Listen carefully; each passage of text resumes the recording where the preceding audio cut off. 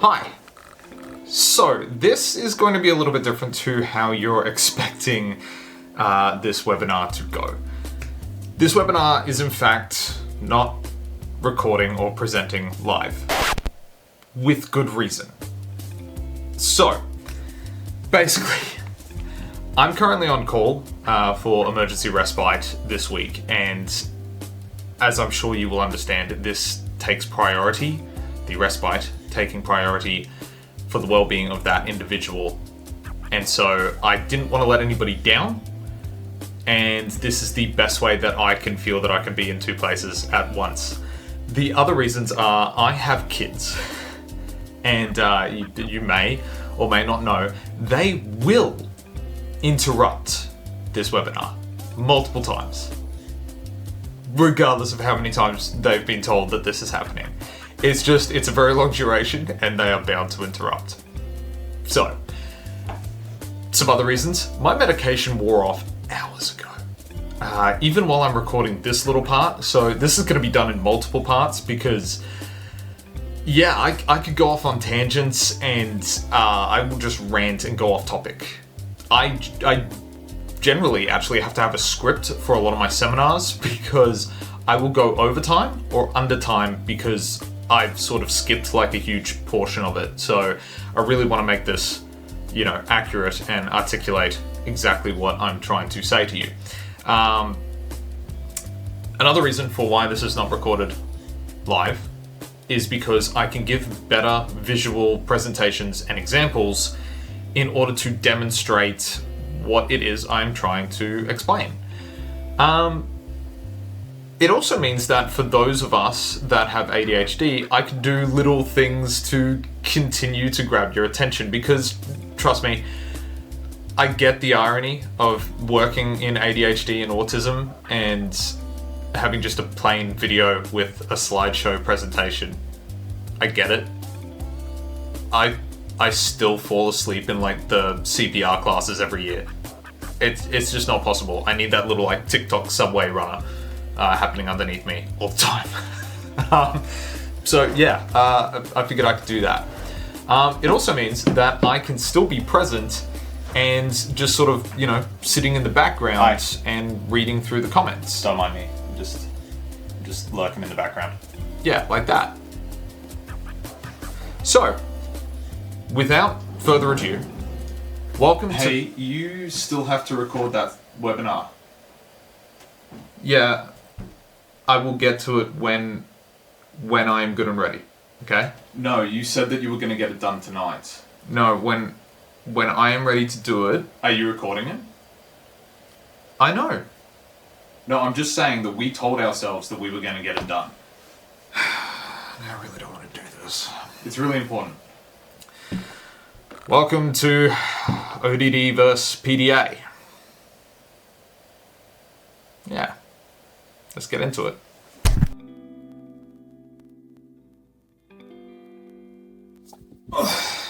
So, words matter. The way that we understand them, the way that we define them, the way that we use them can completely shift our perspective on a situation. Starters, if I was to use the word attention-seeking, that attention-seeking behavior, it gives us a very negative perspective of the individual. But if I was to use the term connection-seeking, well, now it's completely shifted. We have a motive behind their behaviors. We actually have something tangible that we can hold on to and actually assist. So, with saying that, we really need to understand maybe the definitions of the words that we are using as well. So, you have different types of mental disorders, which, for the most part, the names of the mental disorders are pretty on the nose. Bipolar, 2, bi-pole, polar, north-south. Pretty straightforward. Then you have attention deficit disorder. Yeah, disorder of attention. But what actually classes it to being a disorder? So, you could be going off a number of different definitions of the word disorder. My personal favorite is the one by Jerome Wakefield. What makes something a disorder is that it's not only harmful, but that it is a failure of something in our bodies or minds to do what it was biologically designed to do. So to have a disorder, you have to have, of course, it has to be harmful, but it also isn't any form of harm. It has to be harm due to something going wrong with some mechanism inside of you that was biologically designed to perform some function. Jerome Wakefield classes a disorder as a harmful dysfunction, something that impacts your ability to function in day-to-day life. So for instance, everybody eats food. Yeah, everybody eats food. But if you are doing it to a point that it impacts your ability to function in day-to-day life, you may class for an eating disorder. Everybody has trouble with sleep on occasions, but if it is something that is beginning to impact your ability to function in day-to-day life and it is harmful, you may class for a sleeping disorder. If you have a panic attack when you go to the grocery store and there's no threat, our intuition is that fear was designed and panic was designed to protect us from danger and should have some connection to danger. If it's afflicting you without any threat that you're aware of, even subliminally perceiving, then it's something going wrong with the fear system. It's stuck in stuck, so to speak. And so it goes on and on and on. And so now that we have a better understanding and definition of the word disorder, we can start looking at what actually classes somebody as ODD, or Oppositional Defiant Disorder. To be defiant is to be against an opposing force, to be defiant of that opposing force. Whether you see yourself as that opposing force, that authority, is what's really going to matter. And this is really where I shift. I understand the clinical term and the definitions and the way that it's classed. But my perspective on where that defiance is coming from and where I view this particular opposing force, I don't see it as myself. I see it as something else. And that's probably what actually helps me get through all these circumstances. So what actually is ODD, and why has just about every single kid with ADHD been diagnosed with it? Okay, so ODD was first recognized in the DSM-3 back in 1980, which is actually 7 years before ADD and ADHD was separated in the DSM-3 revised edition. That's where, in case you didn't know, ADD used to be for the inattentive type, and ADHD used to be for the hyperactive type. And so now they've just combined the two. So it's ADHD, inattentive, hyperactive, or combined. But ODD was originally introduced in order to capture children that didn't meet the criteria for what is called conduct disorder. But it still had a clear, persistent pattern of opposition and disruptive behaviors. So, ODD and conduct disorder are seen as comorbid conditions. They are things that often go with particular conditions. As in childhood ADHD, children with ADHD followed through to adulthood have considerable risk for comorbid ODD and conduct disorder. For instance, and this is a great one, I'm going to insert the little video here of Russell Barclay explaining it as well, because he does. I could relay the words, but it would be an injustice to the greatness of how he has explained it. Milwaukee study by Barclay and his colleagues in 2008 found that by age 27, approximately 47% of children with ADHD that persisted to that age had ODD compared to the 16% with non-persistent ADHD. Adults with ADHD and comorbid ODD also manifest a distinct set of personality traits compared to those with ADHD alone. They are more likely to show narcissistic, aggressive, sadistic, and negative personality traits overall. It's all quite scary, really. Even reading this, it seems quite bleak.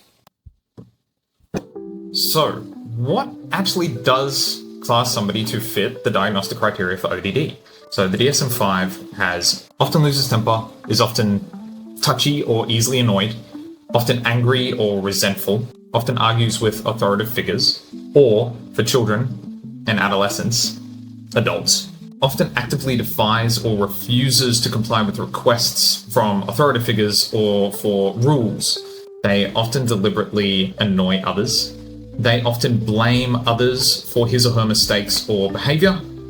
And finally, 8, has been spiteful or vindictive at least twice within the past 6 months. Moving on into B, the disturbance in behaviour is associated with distress in the individual or others in his or her immediate social context. So family, peer group, work, colleagues, school social group, that sort of thing.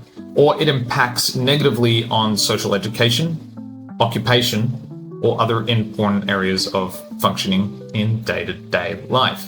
And C, the behaviour does not occur exclusively during the course of psychotics, substance use, depressive, or bipolar disorder.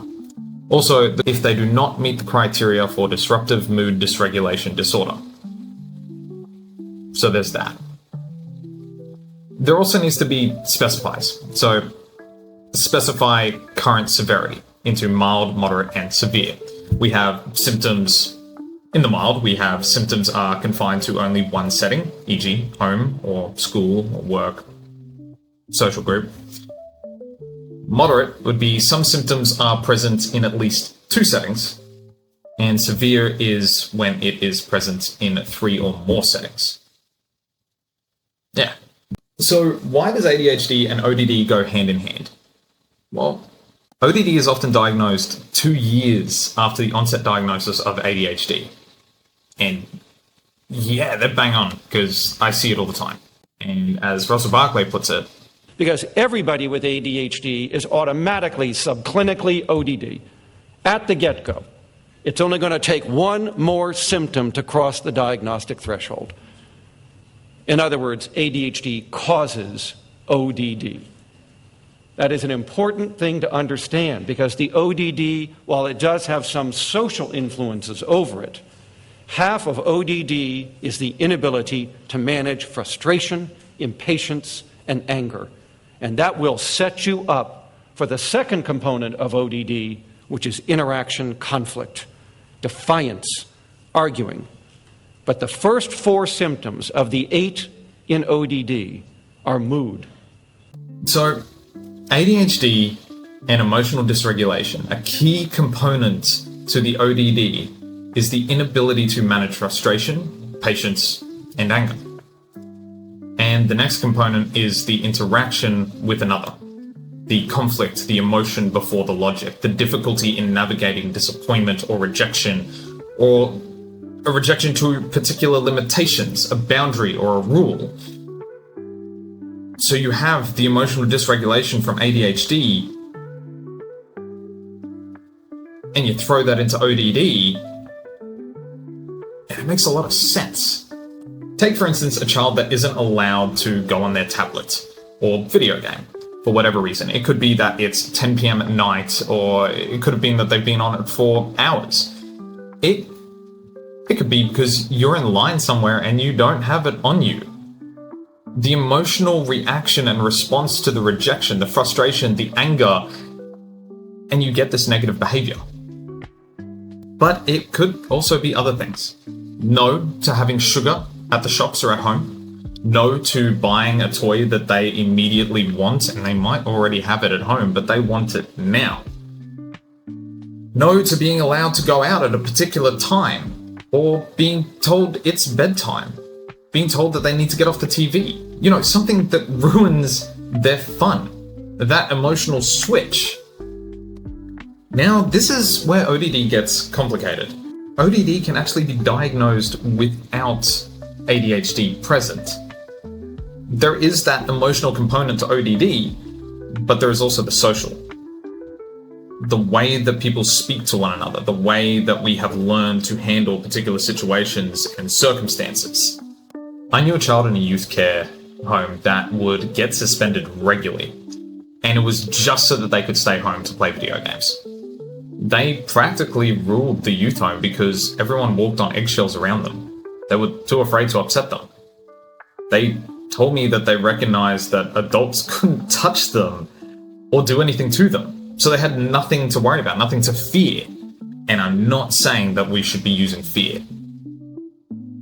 Getting to this. The school didn't want to deal with them. And so they would just keep going and going and going until they would just suspend them. The same thing went on in the youth home. They just had to keep going and going and going until people gave up. And the more they did it, the less people would put up a fight. I vividly remember one day we were on a walk because I would refuse to play video games until we had done a walk. And I asked them, why do you never do these things to me? And they replied, That's because you're as stubborn as I am. Me won't back down. I wasn't really sure whether to take this as a compliment or not. But what I also had that the others didn't was I had a good connection with them. They would try and strike deals, and I do this, the deals where they go, you do this for me, and then I'll do this for you. And I would simply refuse.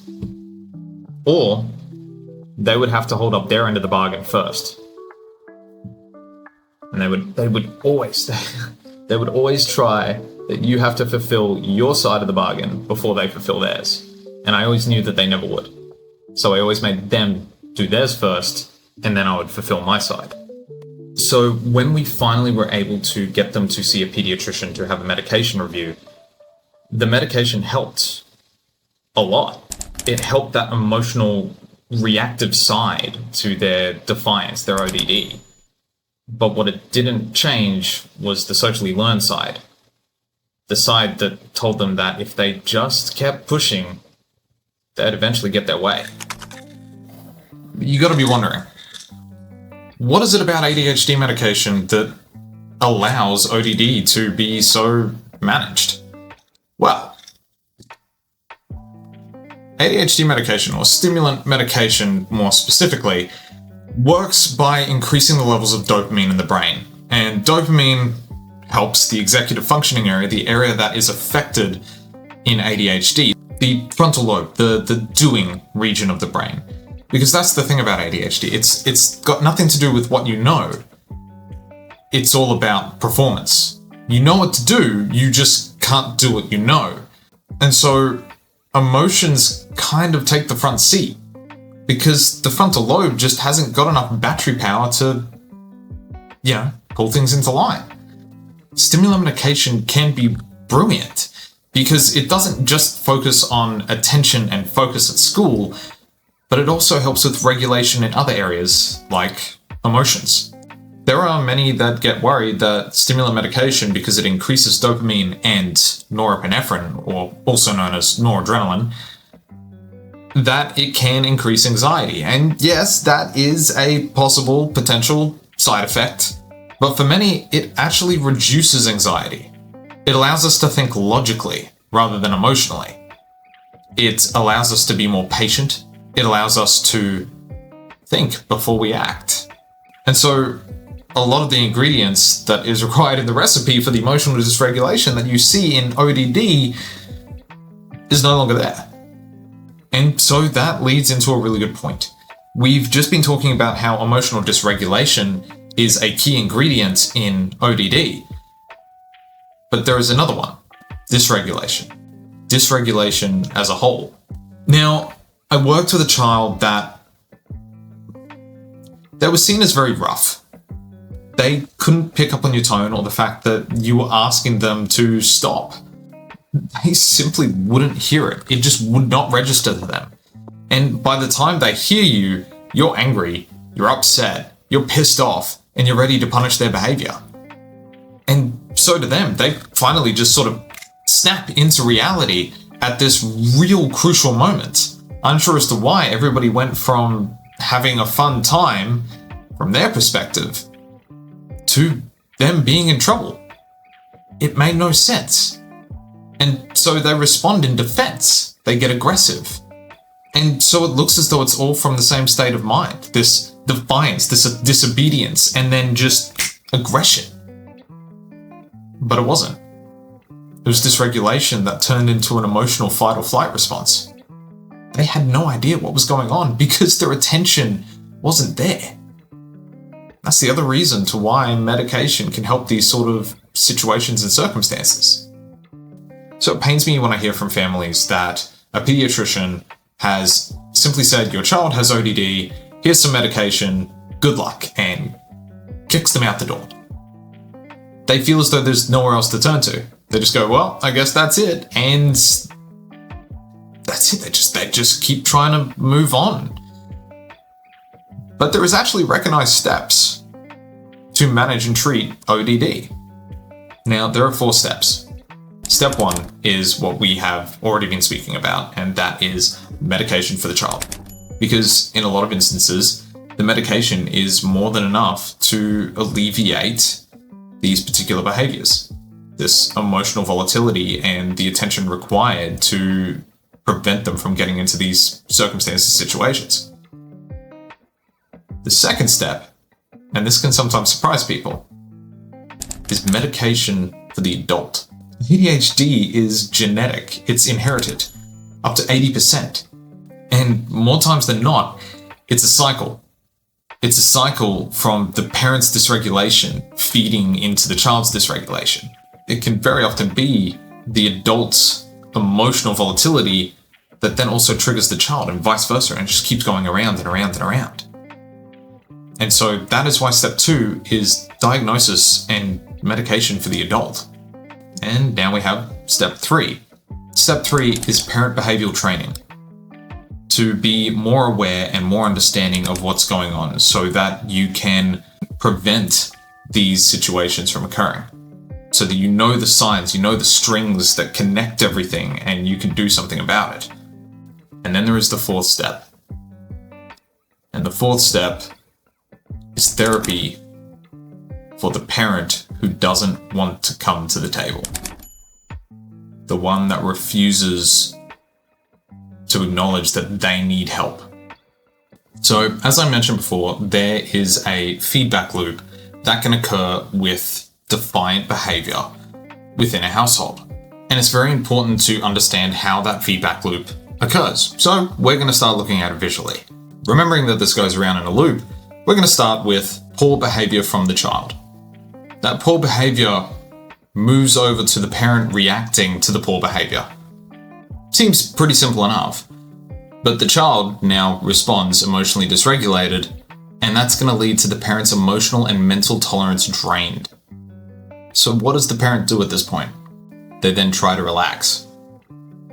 They are unable to keep up due to cognitive exhaustion, and so inattentive parenting occurs. This inattentive parenting means that they cannot stay in the preventive state that is required for a child of needs, and so eventually they fall back to the beginning of the loop, the poor behavior from the child. And so this goes over, around and around and around.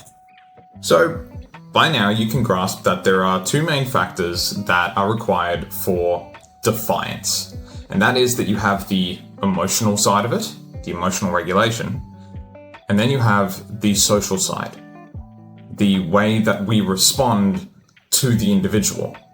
Because logically speaking, you can't have defiance if there isn't a second party. There needs to be a second party, somebody that opposes. It's just how it works.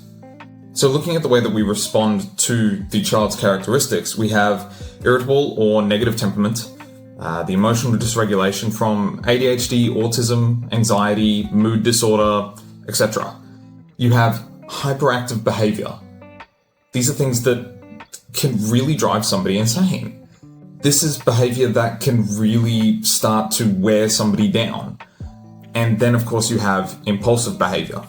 The impulsive behavior that often gets them into trouble. And so you have to have the way that we respond to that. So then we have the parent's behavior. And the parent's behavior is, and again, the parent's behavior is the way that we respond to the child's behavior. You might have inconsistent parenting, which essentially means that sometimes you're on the ball, sometimes you're not, sometimes you get angry at them for doing that particular things, other times they're allowed to do that thing, sometimes they're allowed to eat in front of the couch, and other times they're not allowed to do anything but eat at the table. It's inconsistent. The problem with inconsistency is the child doesn't know what to do, so they are always on edge, or they are always withdrawn. Then you have inattentive parenting, which is how we described within that loop. You have overreactive punishments, the sort where they go, you did the wrong thing, that's it. No going out, no seeing friends for 3 months. That is overreactive. Parenting where it dismisses, ignores, or enables poor behavior. It's also seen as permissive parenting. Parenting that gives lots of negative comments, and I know because I've been stuck in this loop before. If you're hearing that and you immediately go, shit, that's me, and I don't want it to be me, you're not alone. We've all been caught in that. Every single one of us. So don't beat yourself up yet. You're watching this video for a start. So, you're aware of it. You can make changes. That's what you're here for. And the other one is too little positive comments. It takes practice. It really, really does. But that's just the thing. Practice makes perfect. So, And then, of course, we have the parents' characteristics. I call it the carer's characteristics. Parenting, you can parent without being the parent. Okay, so when I say carer's characteristics, I mean that could be a teacher, that could be a mentor, that could be a youth carer, that could be grandparents, it doesn't matter. It's a carer. So, the carer's characteristics will often come into play with how the parenting behavior is done as well. So you might have adult ADHD, which if you have a child that has ADHD, welcome to the party. You might have depression or a mood disorder. You might be early childbearing, single, which, unfortunately means that you might either be inexperienced or overworked. You might have substance dependencies or substance abuse. It could be that there is illness, medical or psychiatric. This could be chronic fatigue. It could be long COVID. It could be that you have a kidney disease. It could be anything that takes away your energy from being able to do life. And the last one, and one that I would argue is one of the most important ones, is your relationship with that child. So that is ODD, and hopefully by now you will have a better idea on what defiance is. By definition, what the factors are that are required in order to have seeming defiant behavior. And, the term disorder, because I know that a lot of people really hate the term disorder. They see it as this negative connotation to this negative word that they don't want anything to do with. And the unfortunate reality is we need to understand what a disorder is, and it is not something that is negative. So now you have a better understanding on what defiant behavior is and how defiant behavior works within the context of the household or school or environment as a whole. We have a better understanding on what a disorder is, and we have a better understanding on what the clinical makeup of ODD is. And so now, we're going to throw that all on its head, because we're going to introduce PDA. Alright.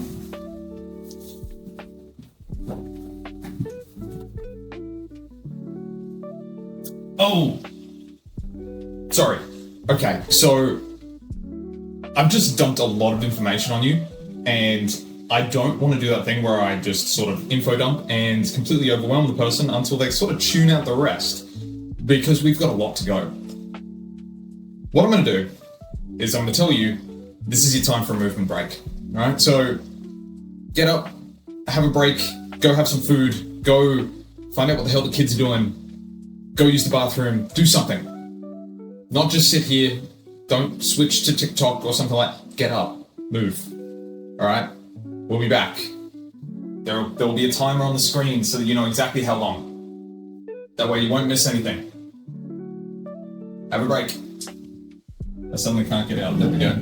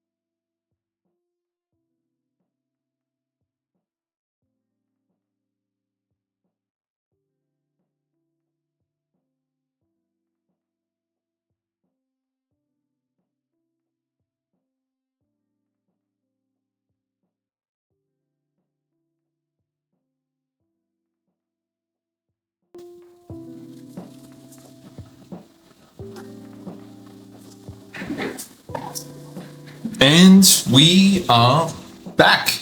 Okay, so hope you guys had a break. Hope you guys didn't just sort of sit there and watch whatever was on the screen for the past 20 minutes. No hard feelings if you did. But, alright, so let's get into it. What is PDA? So, PDA has evolved dramatically since its first conception. It was first seen as a unique profile of the autism spectrum. Children that were autistic, but not quite autistic. Okay, things were different in the past. It was similar to Asperger's syndrome. Asperger's syndrome is a former diagnostic term that was used for a higher functioning form of autism. If you're familiar with the levels, think of ASD1, ASD2. Yeah. It was categorized by difficulties in social communication and interaction, and had restricted or repetitive behaviors and interests. Asperger's syndrome was named after Hans Asperger. He was an Austrian pediatrician that actively cooperated and assisted in the Nazis' regime of eugenics and child euthanasia. So, probably a good thing that we retitled it. But enough of that. Children with PDA met markers for things such as communication difficulties, social challenges, emotional and sensory dysregulation. These children met the criteria for what was once known as pervasive developmental delay not otherwise specified. I would love to meet the person who came up with that, because that was the when we're talking about mental disorders being on the nose, like, come on. PDD NOS. It was considered part of the autism spectrum. So glad that doesn't exist anymore, because that is just pervasive developmental delay not otherwise specified. So yeah, keep in mind, we didn't have an autism spectrum at this time, or levels related to autism. That's why it was sort of separated. PDA was first described in the 1980s by the UK psychologist Elizabeth Newson. She noticed some children that were on the autism spectrum who didn't fit the classic profile, instead withdrawing socially. They used avoidance, distraction, and social strategies to resist everyday tasks and demands. The first academic paper on PDA was published by Newson's team in 2003. And although this academic paper was published in 2003, to date, there still remains fewer than 100 peer-reviewed studies. So in comparison, broader autism research spans decades and thousands of studies, focusing on social communication, sensory processing, and repetitive behaviors, just to name a few. Children with PDA do not respond to typical behavior interventions and strategies. In fact, in an attempt to correct these behaviors, it's usually met with escalation and even aggression. Pathological Demand Avoidance syndrome. It was seen as a necessary distinction within that, pervasive developmental delay disorders. A proposal was made to recognize PDA as a separate entity to this pervasive developmental disorders group. This was suggested for the DSM-4, and considering we're up to the DSM-5, we're kind of still a little bit behind. Through analysis, PDA shows that it is significantly different from, the classic autism and Asperger's syndrome, now ASD 1 and 2. Although demand avoidance using social manipulation is seen in all children, and it may strongly contrast within the features of the autism spectrum, although autistic people may routinely avoid demands and situations that trigger anxiety, sensory overload, disrupt routines, involve transitioning from one activity to another, and activities, events that they don't see the point or have any interest in, this autistic avoidance is well recognized and understood. However, those with PDA avoid everyday demands of life, and they do this in order to maintain a sense of control. Even activities that they may enjoy or are routinely scheduled or even in their best interest, they will try and avoid it. This can present as outright defiance, leading many to think that it's, due to an improper application of behavioral strategies and interventions or inconsistent parenting. And so many of the management techniques that parents of children with PDA use, such as lowering demands, it's easily misinterpreted as parents lacking boundaries or just making poor choices in raising their kids. In addition to avoidance, common behaviors seen in children with PDA can be verbal and physical aggression when they feel that they are losing control, self-injurious behaviors, property destruction, school refusal to participate in self-care such as bathing and brushing their teeth, inability to attend social events. This is one that is not often mentioned. The inability to allow their parents to have any visitors in the home, controlling what noises are allowed, certain types of music, no TV, food, what to eat, when to eat it, where to eat it, and the basic one, conflict with siblings. So what did PDA used to be? Well, pathological demand avoidance was coined to describe specific groups of children who were autistic, but whose main feature was obsessional avoidance to everyday demands. Newson highlighted that they used social strategies such as distracting, negotiating, pretending, even roleplay to avoid these demands. At the time, the picture was narrower. It was a quirky autism subtype that avoidance stood out. But what is it seen as now? PDA is understood more as a profile separate to autism. The demand avoidance is reframed as anxiety-driven, an autonomy-focused drive, rather than purely obsessional or defiant. It has recognition that it's not only to the demands placed by others, but also internal demands. I should brush my teeth. I need to have some water. These internal demands can feel overwhelming. There is also now a much broader awareness of PDA that looks across all ages, genders, different settings, school versus home versus adulthood responsibilities. We have even begun to reframe what PDA means. PDA has been renamed by some people into persistent drive for autonomy or extreme demand avoidance. It shows the shift away from that pathological label and more towards recognizing that there is an underlying anxiety autonomy mechanism. If you're like me, this is starting to become a bit much. ODD, PDA, what PDA used to be, what ODD has become, it just hurts your head. It just doesn't feel clear. You've come to this video for a better understanding, a clear direction of what's going on, and instead you've just had everything expanded on you, and now it's overwhelming. To that I say, welcome to the party. In the end, it is more important to understand those that we are trying to help them successfully. Rather than finding a suitable label that fits, titles can help, yeah, but words change frequently.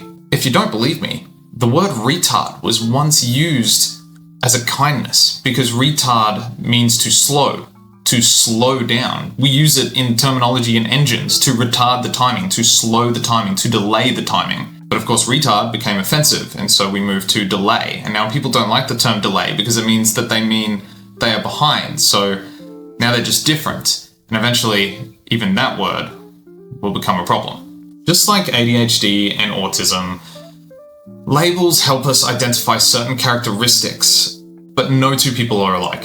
And for that reason, you are still reduced to having to learn, understand, and connect with that individual. Not just the sub-context banner that goes under the bigger title.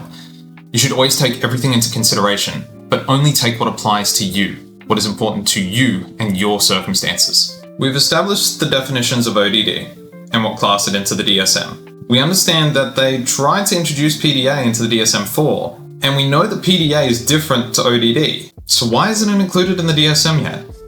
The unfortunate answer is because it still meets the criteria of ODD. There isn't enough to go off in the diagnostic analysis of ODD to understand the nuance of the circumstances. As I said at the very beginning of this webinar, you can have circumstances of ODD that fit PDA and anxiety. So at face value, they look the same. Often loses temper, is often touchy or easily annoyed, is often angry and resentful, often argues with authority figures, often actively defies or refuses to comply with requests, demands, Often annoys others could be a way of socially playing to try and avoid the demand. Often blames others for his or her mistakes, which could be seen as social manipulation or avoidance to a scenario. Has spiteful or vindictive behaviours twice in the past 6 months. I think if you push anybody, they're going to snap. I don't think we need to go over the rest. It fits. And this is again where it goes back to me saying that defiance, you need to work out whether you are the opposing force or whether something else is the opposing force, whether it be their nervous system and their drive for autonomy or the anxiety around a demand. That's going to be the defining feature. So ODD fits the diagnostic description of PDA when you take out all the nuance and all the context. It makes a lot of sense to why a lot of people with PDA are mistakenly diagnosed with oppositional defiant disorder. There are so many similarities to the external presentation. The refusal to engage in demands, rules, or requests by authority figures. I mean, on the surface, yeah, okay, I get it. However, in ODD, the child is making a conscious decision to assert their dominance and challenge the authority. It's meant to be that these children have an innate understanding of hierarchy and expectations, whereas with PDA, being that they wanted to class it under the autism spectrum, was the fact that they do not understand hierarchies. The idea that an adult has more authority or control than a child is just not something that computes. In combination with this, the overriding motivation for demand avoidance in PDA being that it is an anxiety-based need for autonomy, for control of others, rather than being a defiance of expectations for its own sake in the case of ODD. Now here's the thing. If you're keeping up by this point, I don't know how, because even I'm lost. I think we have lost the meaning behind not just ODD, but PDA. We've begun to blur the two together, and as we continue to learn more about those that fit the description of PDA work and think, it's also expanded. It's broadened into a spectrum of its own. And I don't think that people are talking about that enough. We have now included that PDA is not just a subcategory of autism, that it is closer to an anxiety disorder. So we have already taken away the original concept of PDA. Keep in mind, as I am presenting this to you, PDA has already changed a lot as it is. In ODD, these children have an innate understanding of hierarchy and expectations, and they make a conscious decision to assert will and challenge authority. But if you want to look closer into this, this could also be a child that has experienced trauma, and therefore have strong levels of anxiety and feel the need to control. They may even learn the notion that fear and power means safety. I've actually seen this happen from children that have been abused, children that have been abused in homes. They will come across very aggressive. They believe that power is dominance, and if you are dominant, you can't be hurt. What really pains me is a lot of those kids are really soft. They're really gentle, they're really caring, but they're scared. And so there you have this learnt behaviour that fits the description of ODD, but it was originally trauma and anxiety based. And so therefore, by some people's description, you could put it into PDA. But then you have a child that refuses to eat particular foods because of a sensory issue. This can cause them anxiety and demand avoidance, and if you keep pushing the subject, they'll explode. Or it's a child that enjoys drawing, but if for any reason you give the impression that you want them to draw, suddenly they lose interest in it, because it's no longer their idea, it's no longer their choice, it's your choice. That's demand avoidance. Their brain will not let them engage in this interaction. All of these circumstances can show up in the current conception of PDA. And so then many will try and distinguish, okay, ODD is won't and PDA is can't. And as ODD can be diagnosed without ADHD, the fact that it is far more common in ADHD also tells me that they actually can't. Because ADHD is a performance disorder. It's not one of knowledge. They know what to do, but can't do what they know.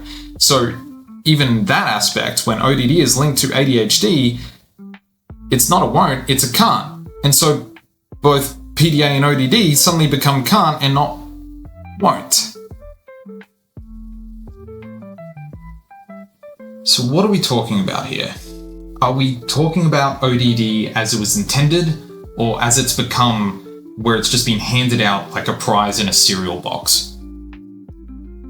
Are we looking at the original conception of PDA, being part of the autism spectrum, or the PDA that has been self-labeled by everyone?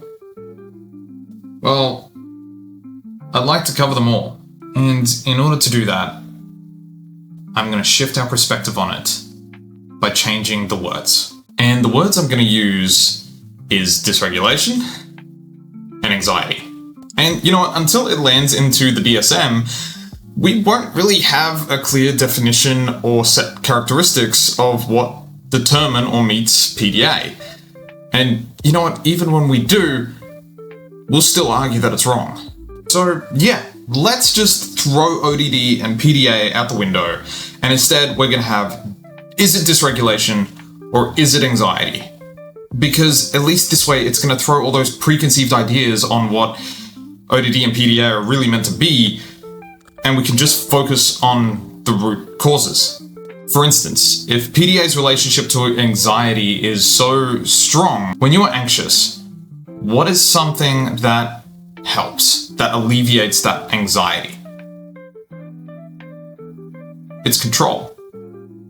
If you can control the environment, if you can control the outcome, if you can control what is going to happen, anxiety doesn't exist. And in some occasions, we might know how it's going to turn out and that the things are way too far-fetched for it to ever actually occur in the way that we are thinking that it will occur. If we can control all of the factors to do with that scenario, the anxiety goes away. That's why it really helps kids and adults with autism. Instead of changing the plans last minute because they haven't got the time to mentally prepare, letting them know in advance can make all of the difference.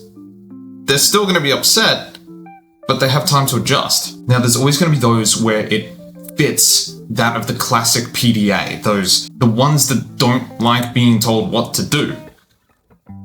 But at least by separating it into dysregulation and anxiety, it then also opens up other possibilities for us to explore.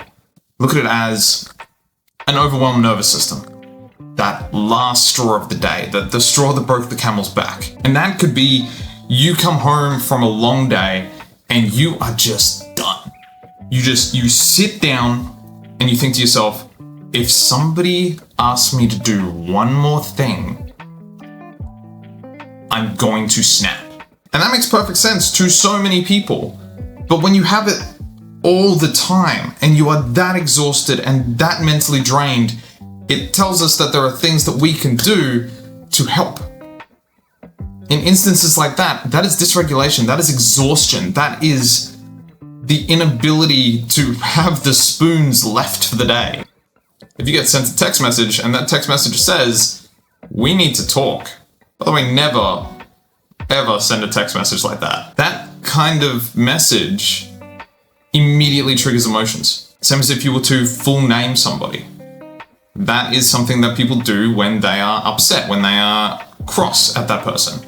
And so if you get full named, your body doesn't think, oh, I wonder what they want. It goes straight into the defensive.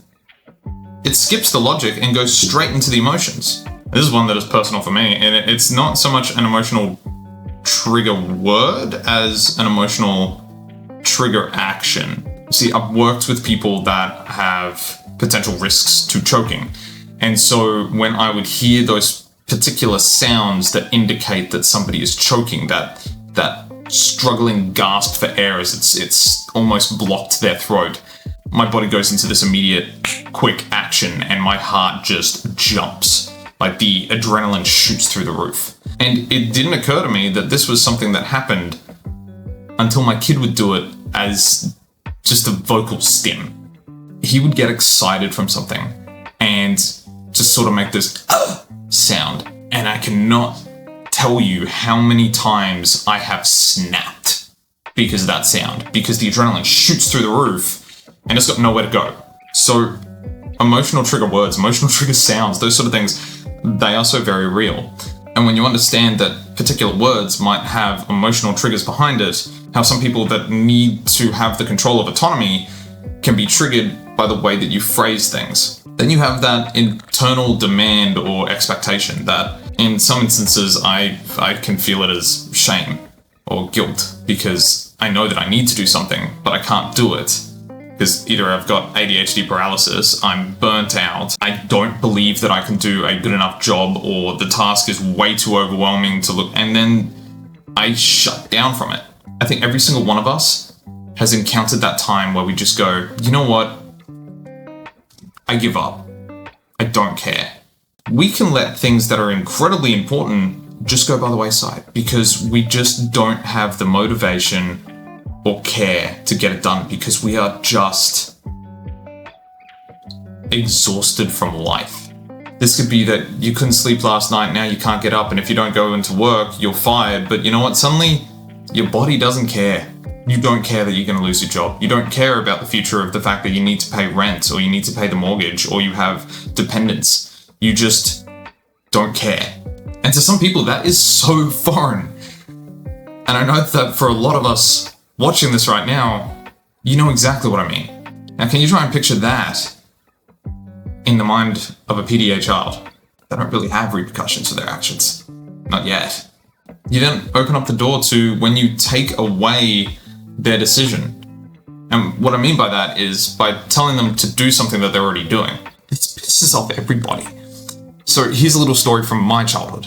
Before any of us ever knew that I had ADHD and that I was autistic. So I would be asked, can you take out the rubbish?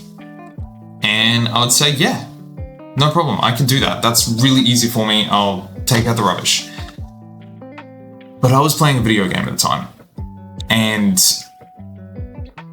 it just sort of slipped my mind. Out of sight, out of mind, my attention was on that, and my mother comes back in and goes, you still haven't taken out the rubbish. I go, right, sorry, I'll get to it, I'll get it done, it's all good, yes. And she would go out for the day.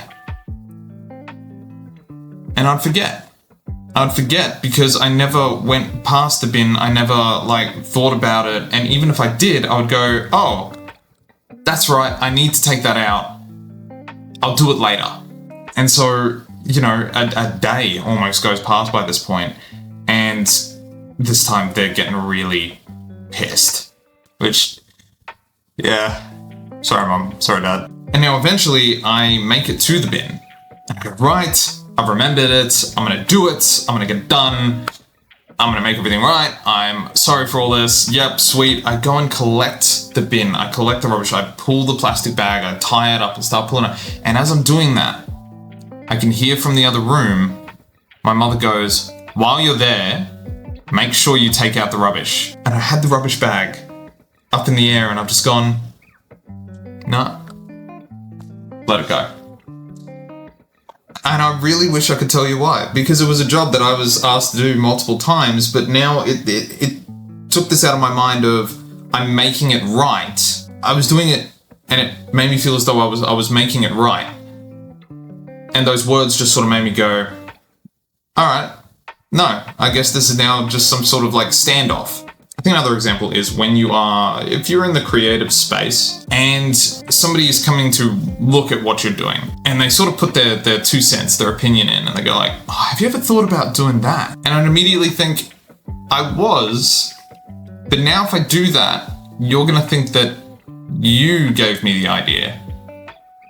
And so it won't be mine anymore. And so I did something completely different. So these are all demands on your nervous system in one way or another.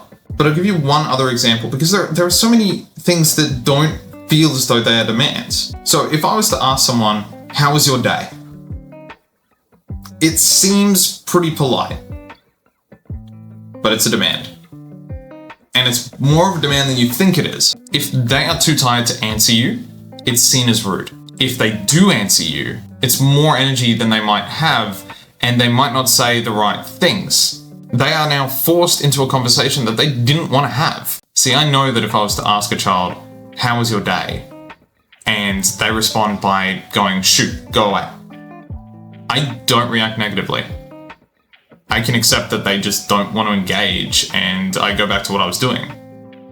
But I know that in previous generations, you don't talk like that. You are asked a polite question, how was your day? I'm trying to engage with you, why aren't you engaging back? So yeah, it's a demand. It's a way of forcing somebody into a conversation. I hated it at shops when people go, Hi, how are you doing? No, I'm there to shop. I'm not here to conversate. All right? Don't do that. But I always felt incredibly rude by just going, And then people just go like, oh, well, you could always just say, good. Yeah, but I'm autistic and I've never really understood how that works, because sometimes you say good, other times people say like, you need to ask how the other person is. Good, how about you? It just doesn't, just don't do it. I don't think people look at these little things because they're just sort of expected. They're demands. Oh look, an expectation, it's a demand. I know that parents hate that if a child says to you, shut up or go away, they see this as like a personal attack on themselves. And instead it's more of a cry for help. And they're asking for help because they need less. They need less things around. Just please get away before I explode. But people stay there and you don't talk to me that way. And by doing this, they are continuing to engage, and eventually the child's going to snap, and you go like, they are disrespectful. No, they told you to go away. Yes, it can be seen as rude to use those words, but in that exact moment, it is not the time to teach them that you don't say those words. They are already dysregulated. They're not thinking logically. It is just the emotional brain. And so when you try to engage with that, you are just going to get emotions. The time to teach somebody to swim is not when they're drowning. So I hope that sort of gives you a bit more of a idea on some demands that people don't really typically think about. It's things like that is what we mean when we say lower demands. Those little tiny things that you can do that can make a big shift overall.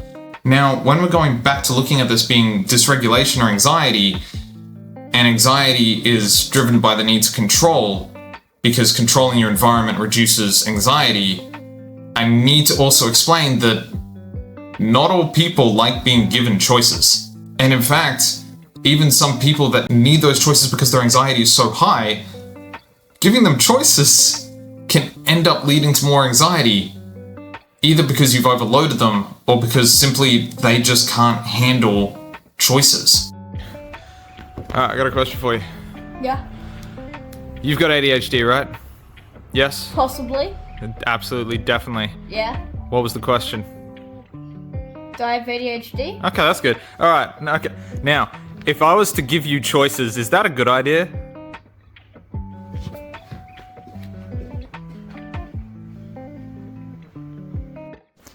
I got a question for you.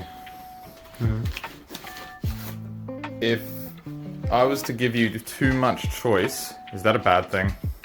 Yes, Why? because there's too many options. Too many options? What if I made it really simple? Would you rather go and have food, or would you rather play Xbox? Next. I work with a few kids. Some of them will fit this need to control and need for choices and options. And others, you have to tell them exactly what you want them to do. Otherwise, they won't do it. I worked with one child that I had asked them in the morning, hey, mate, while I'm doing this, while I'm making your lunches, would you be able to take out the rubbish bin? And he quite literally responded like this, nah. And I remember that this child, you can't actually give them choices. They just don't respond to them at all. And so I had to rephrase it as, oh, I'm sorry, I made that sound like a choice. Put your phone down, pick up the rubbish, and take it outside. And he's immediately gone, oh, but you gave me a choice and I didn't want to do it, and I just... And yeah, for many people they would go, oh, but you were demanding that this child goes and does it. Yes, some people need to be given those orders. Some people thrive on orders. Not every child needs choice. And now here's to throw the curveball at you. Because if this child gets too dysregulated because they choose to do nothing all the time, they get anxious. And when they get anxious, they then fall into the pattern of demand avoidance. And so they fit into that sort of pocket of PDA, ODD, lower the demands sort of, yeah. And so this is why I wanted to throw the whole ODD, PDA things out of the window. Far easier if we just look at it as dysregulation or anxiety. Because in dysregulation, you also have things like motivation.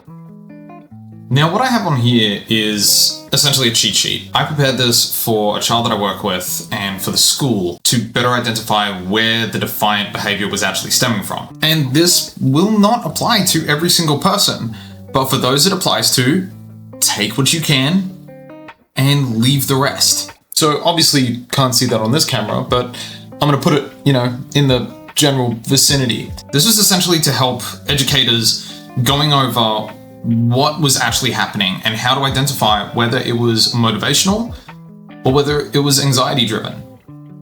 In the motivation struggles are more common for them. It can prevent them from doing things that they want to do or things that they know will make them feel better because they live within the present.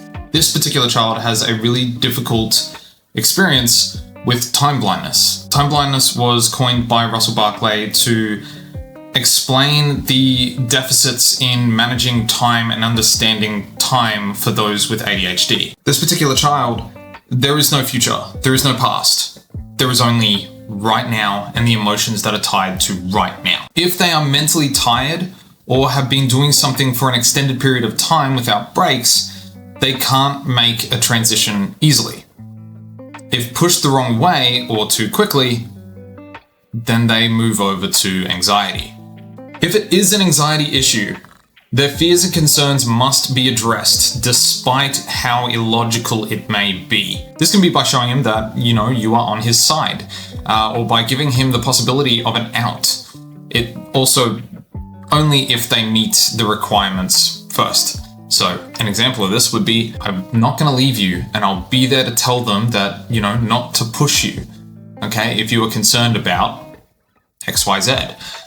One of the most recent examples was the fact that they had a huge sensory overload to the fact that they had this wristband on for, the wristbands that you use for paid entry to places. They wanted it off. It was hurting them. They had pulled it too tight. It was just too overwhelming, but they knew that if they ripped it off, then they would be in trouble and they might be told to leave. And so in that instance, I took it off and I told them, I will be there with you and I will be there to tell them otherwise. And that's because in his mind, people listen to me. People won't listen to him because he's young and he's a child. So that is how I met that anxiety need. Now, how could you tell if it's motivation? He will often come up with varied reasons as to why he cannot do a particular thing. This can look like, my feet hurt, I have a stitch, I'll do it later, or, but you said that if, and then proceeds to completely misquote you based on their preferred perspective of the situation. And sometimes he just says it by, I am sad, which for him is because he's drained, he's unmotivated, and he's flat. The dopamine has left, and so the passion and drive is gone. So he sees this as feeling sad.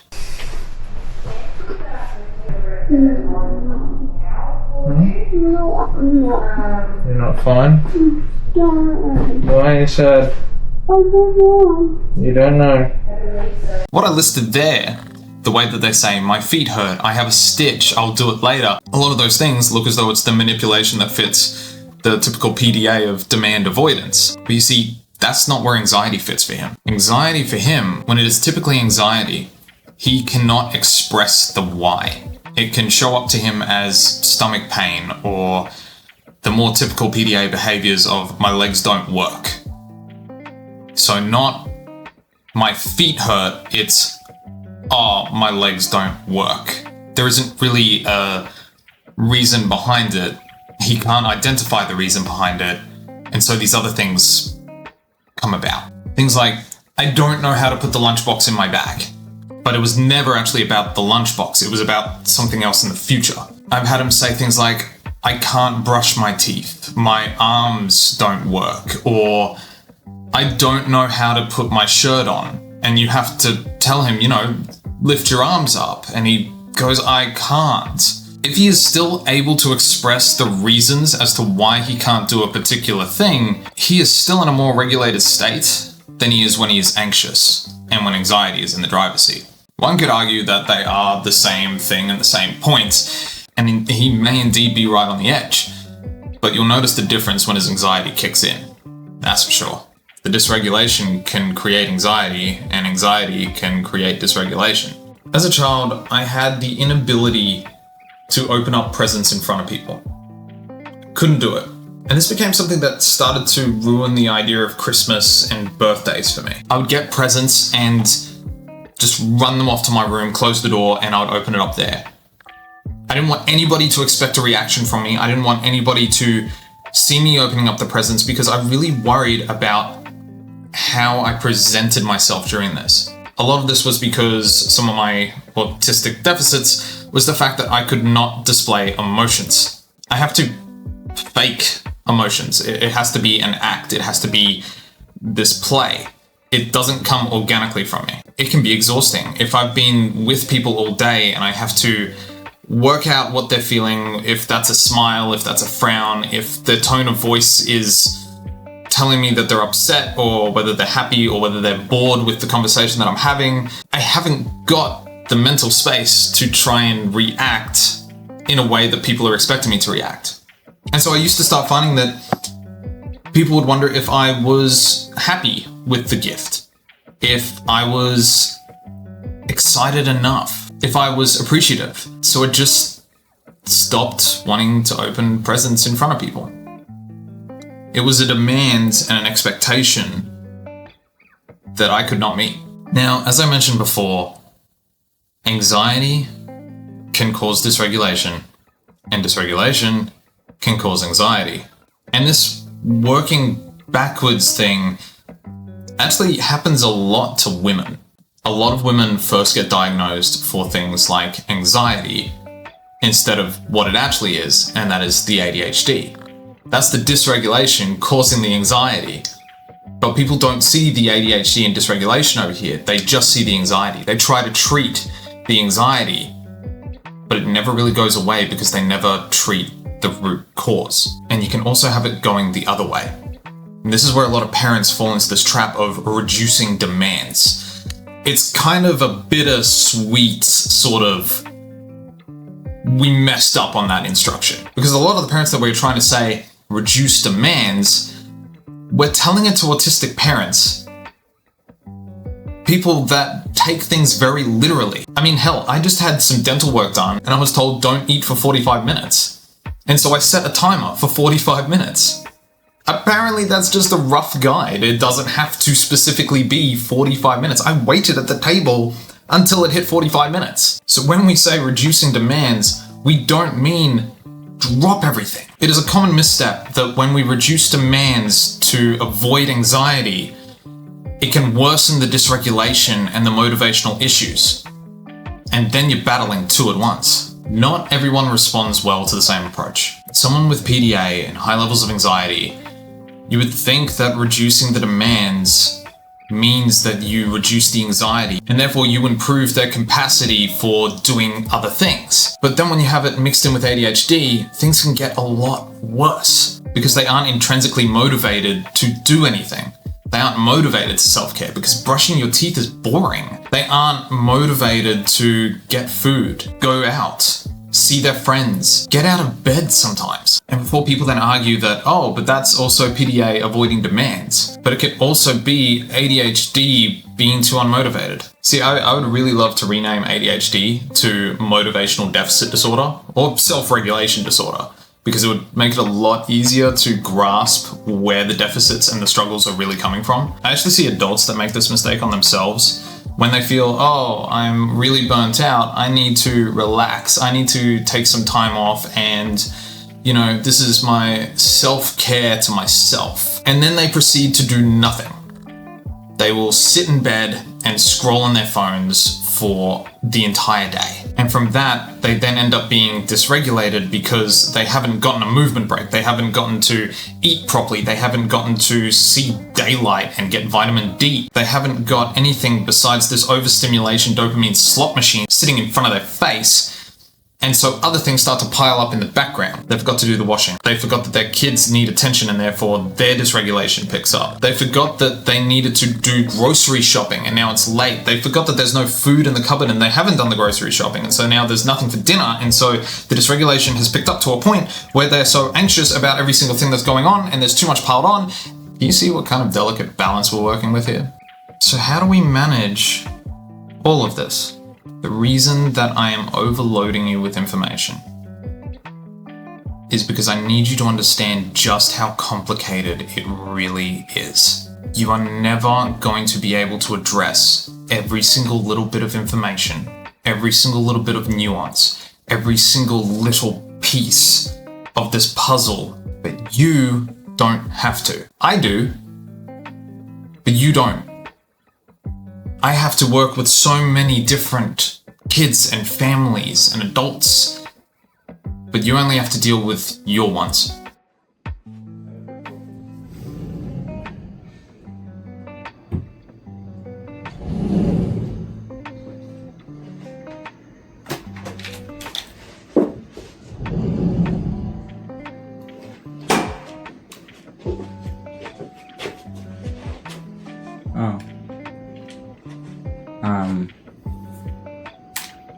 Connor's gone for a break. Don't know if he told you, but yeah, you should probably go too for just a little bit. And like, I'm gonna play a bit of Xbox, so see ya.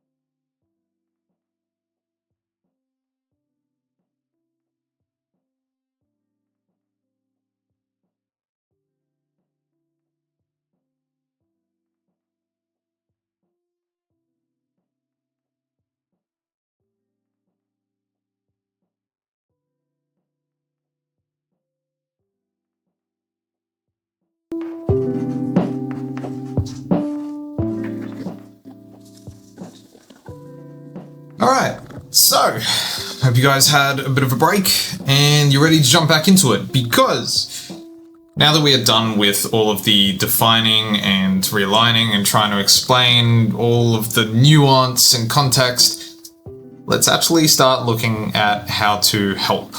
So you would have been hearing me talk about motivation before, and motivation being a big thing for those with ADHD. ADHD is not motivated by the same factors of that of a neurotypical. Those without ADHD are driven by rewards, importance, and consequence. And when I say consequence, I mean delayed consequence, things that are in the future. Because everything to do with ADHD is in the immediate. It's right now. There is no future. It has to be now. So I want you to keep that in mind.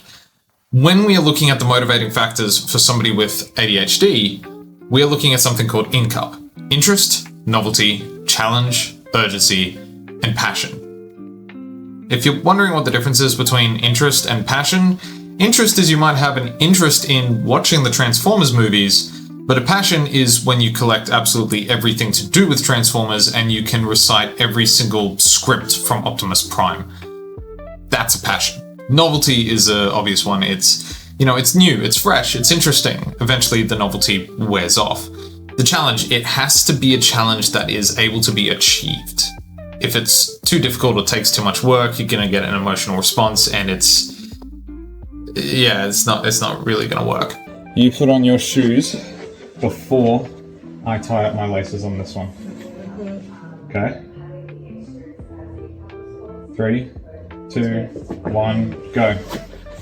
Put the other shoe on, come on. What? That's not fair. You Come already on. have a shoe on. I know, but shoelaces are... Oh, okay.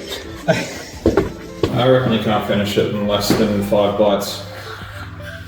Wow. Well, okay. That still might take you 4. Urgency. And here we go back to the everything has to be immediate. So consequence, delayed consequence, urgency is it's right here and now. I have a friend that was telling me that they were amazed that they were able to pack their suitcase for a flight they had to do in a couple of hours. Like, look, I work so well under pressure. Like, no, you only work under pressure. And when it comes to these difficulties and motivation, if we can somehow find a way to target those motivators, we can pull somebody out of this paralysis, this lock, this drop. I will sometimes try and use things like the gratification effect, which is a bit of a dangerous one to do at times, so you have to have boundaries on them.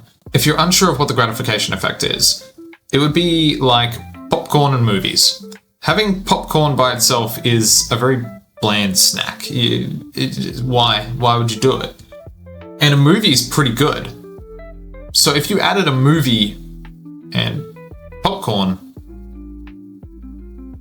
you've got a great recipe. And you might notice that if you go to the cinemas, it becomes a little bit difficult to go and watch a movie without the snacks because you start to get used to it. The danger comes into it when you get used to having this over gratification effect, when you combine two things to make it better. It's like the movies is a great example because you also have this in the home where you have kids nowadays that can't sit down and eat unless they're watching something. And I know that there are a few kids that, we have to do this because they just can't sit still while they're eating. You can't sit still and eat, can you?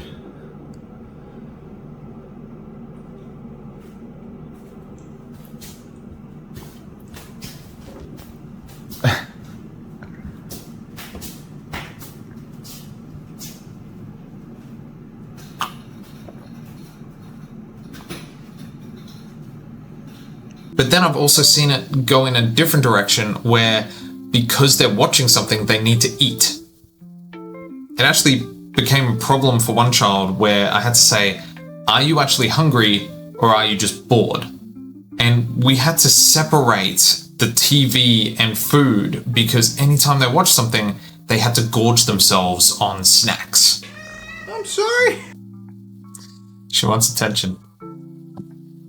Sorry, this is interrupted by the autistic kitty. Yeah, so here's another one of overgratification. Oh, I've got cat hair everywhere. What are you, molting? Good thing I'm not allergic. Back to it. Another example of overgratification is doing something really boring, like sitting on the toilet. Have you tried going to the bathroom without your phone? That is a great example of overgratification effect, where you combine something with something boring and it makes it tolerable. And so I tend to try and use an overgratification effect to try and pull some of these kids out of this motivational dip. But you do have to watch out for trying to instill those boundaries of this is not going to be happening every single time. Because you don't want them to be learning this behavior of, well, this is how it's going to go every single time you do it. Huh? No. There can also be the occasion where, like, I have some snacks in the fridge. These snacks are used for if they go into medication rebound. If you've never heard of medication rebound is the temporary worsening and re-emerging of symptoms that the medication was used to treat. So caffeine. When caffeine wears off, you end up being more tired than you were than when you first took it. Nasal decongestants. It might prevent your nose from running, but when it wears off, your nose will run like an absolute tap. And so stimulant medication can have this rebound effect in the afternoons. So I have a fridge full of snacks. I have Coca-Cola, Up and Goes, cookies, Anzac cookies, those sort of things. And on occasions, if it's really difficult to get them into the car or get them moving, I will say, okay, we've got to go. Are you grabbing something from the fridge? And of course, immediately and because I do restrict the access to the fridge, they go, oh yeah, sweet, I want to grab something from the fridge. And it's part of that deal. We're going, grab something from the fridge. So that's just a way that I use these motivators to try and get them moving again. Now, let's look at predictability, scaffolding, and routine. Something that those with ADHD hate. Something that we need, but something that we hate. This is something that you need to work cooperatively with your child. They need to have a say in this, not only because so that they feel a sense of control, that's a very important one, but also because they need to learn how to do this. Whether they use these skills is neither here nor there. The fact of the matter is that you have included them and you have taught them and shown them why you're scheduling these things the way that it's being scheduled. So this could be the routine for the mornings. I have a very particular routine that happens here every morning, and even if it is somebody that is here on respite, they have to take part in the same routine. Every time that there is a child that is here for the first time, that is unaware of the routine, they do have a bit of a, well, this makes no sense. I don't do this at home. I don't want to do this. But after a while, they do accept it. And it's not because it's not like slavery or anything else like that. It's things like you need to have your breakfast. You need to make sure that your teeth are brushed. You need to get changed and you need to tidy up your room. So, if you had, just tidy up your bed, just sort of throw the bed sheets over it, just make it look, presentable. There is no screens until a particular time, and there are particular chores in the morning, and that's just so that we can all get on with our day and live in a nice house. Taking out the rubbish, unloading the dishwasher. Yeah, very, very simple stuff, but it is the same thing that happens every single morning, and we would have a checklist to help. This would make sure that the mornings go smooth. It's predictable. It's the same thing every single time. There are no surprises. And the same thing goes for the afternoons or weekend plans or anything else like that. It is explained what is happening or how they want to do it. There has been on occasions where, things happen and the plans have had to change. And so I always make sure that I have things there that mean that they can have their own bit of control, their own bit of isolation. It's whether they have headphones to escape. It's whether I bring the handheld gaming consoles so that they can just play on that and just have their own time to recover. And also, I know this isn't to do with screens or anything else like that, but I'd much prefer a handheld PC to play proper video games than I would to tell them to jump on this and look at TikTok and mobile games. And yeah, that's a whole other subject. There are some things that I do keep in mind when looking at routines and scheduling and things like that. And that is actually going back to the medication rebound. I try to make sure that things do not fall into a particular time frame of medication rebound. I'm setting them up and myself for failure if I'm scheduling things in that space of time. But scaffolding, predictability, and routine is so very important into reducing anxiety because you know what's coming, you know what's predictable. You will typically find a lot of dysregulation from a child with a high level of anxiety or the PDA traits when the school day doesn't go how they expected it. And that could mean they have a relief teacher. That could mean that they change the schedule or change the times of breaks of, which class is doing what. If they skipped a particular thing that the child knows and is used to happening. If the rules of a classroom are altered because it is a relief teacher. All of these things completely throw them off because their body isn't used to it. They don't know what to expect, and so they immediately go into this anxiety need to control. That's where you're left with hearing about their defiance and their behaviour and how it was unacceptable. The scheduling, the routines, the predictability of it all, the scaffolding, it is so important. And it's so important that you keep it to the same things every single day. And I'll admit, that's bloody hard if you have ADHD. Now let's look at choice. When we say giving a child more choice and more control, we don't mean let them run the shop. We don't mean, what would you like to have for dinner tonight? Because it's not a restaurant, and if you really ask the child that, they're gonna say ice cream and pancakes. Actually, I'd probably say the same thing. Actually, I've done the same thing. It's like 11 p.m. at night, I'm seriously considering. But anyway, children make bad choices because they're children. So we can't give them free rein over everything. An easier way to go about trying to work out what sort of choices you provide, start looking at it as this or that. Instead of saying, what food would you like for dinner? Say, we're having spaghetti, would you like it in a bowl or on a plate? Instead of saying, what drink would you like? Because, they might want Coca-Cola and you don't want them to have caffeine at that time of night. So instead, you would say, would you like some apple juice or orange juice? Would you like to have a shower before or after dinner? Did you want me to put your shoes on, or would you like to put your shoes on? This one works quite a lot for the kids that do want you to put the shoes on, and for the kids that think, why would I want you to put my shoes on? It really doesn't matter, because either way the shoes are getting on, so you get out the door. This is a way that it provides them with their own form of control, but there are still boundaries in place that allow you to keep them safe and keep their best interest in mind. In the times that I've found that this has not worked well, there have been other factors in mind or things that I have not taken into consideration. Days in which I have left them staying on consoles or screens for way too long and they're just far too dysregulated to really allow any sort of logical thinking. It's all just emotional and they're dysregulated and they're burnt out. Or sometimes it's because I'm asking these things around the same time as their medication rebound, or they're too tired, or we've just had a really big day and they just have no room left in the tank. And those days are going to happen. It doesn't mean that it's not effective, it just means that we need to look at a way of trying to conserve their energy more. So I wanted to provide some video demonstrations where it shows myself working through situations and how we go about it. So I want to talk through it as we go through it, watching it.